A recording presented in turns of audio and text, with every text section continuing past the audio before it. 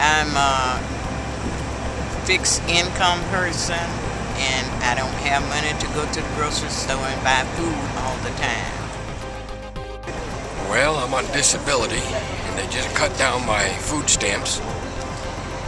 And we're trying to help other people out. And there just ain't enough to go around. Well, you know, it's a time of high unemployment in the community.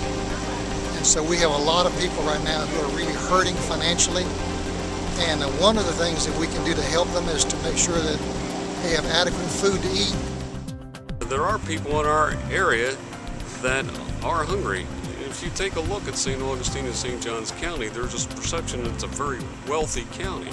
But there is a large segment that lost their jobs, struggling to pay their mortgage and so forth, and they really need the food. There are those who are the chronic people who need the help repeatedly for long periods of time.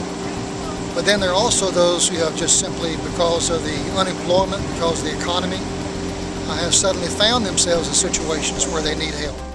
We also have those that have absolutely nothing at all. So we have a broad spectrum of people that we're helping.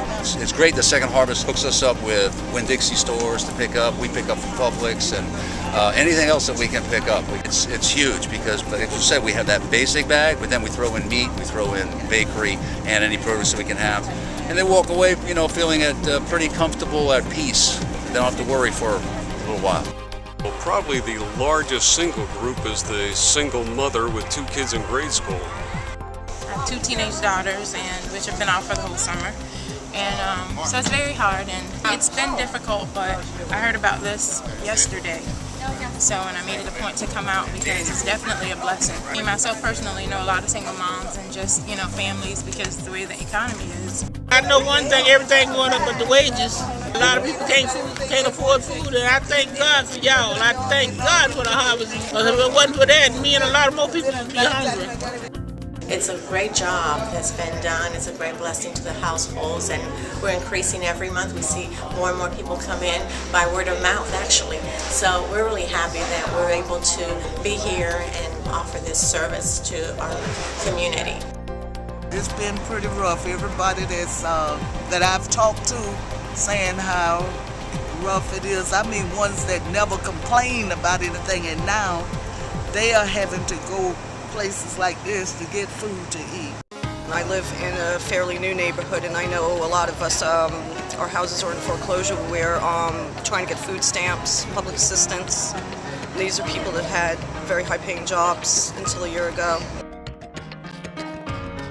Even homeless people, I even talked with them, and they just said they just don't know what they're going to do. It's rough out there, it really is, and I told them not to give up hope.